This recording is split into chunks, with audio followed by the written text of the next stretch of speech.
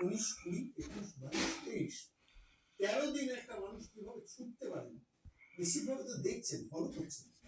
হাতে তো মোবাইল আছে, অ্যান্ড্রয়েড সেট, সেটাও তো প্রতিনিয়ত খাটে। নিশ্চিতভাবে দেখছেন যে একটা মানুষ সকালবেলা পৌঁছে যাচ্ছেন নদীর বলে, প্রশাসনিক বৈঠক করছেন, উত্তরবঙ্গের রাজনৈতিক ঘরোয়া মিটিং করছেন, করে প্রশাসনিক সভা করে ফিরে আসছেন, এসে কলকাতায় নবান্নে বসে একদিনে 27 কিলোমিটার বর্ডার সিকিউরিটি ফোর্সকে জমি হস্তান্তর করে পুজো দিয়ে সেখান থেকে সকালে বেরিয়ে যাচ্ছেন।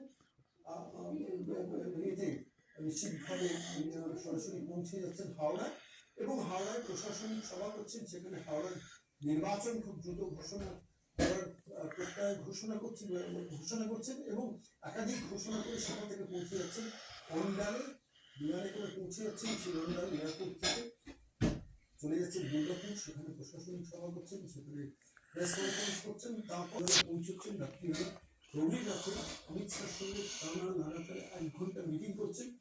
পরের দিন চলে যাচ্ছেন প্রতিরক্ষা মন্ত্রীর কাছে, চলে যাচ্ছেন উপরাষ্ট্রপতির কাছে, চলে যাচ্ছেন রাষ্ট্রপতির কাছে, শেষ করে ভারতবর্ষের প্রধানমন্ত্রীর সঙ্গে দেখা করছেন।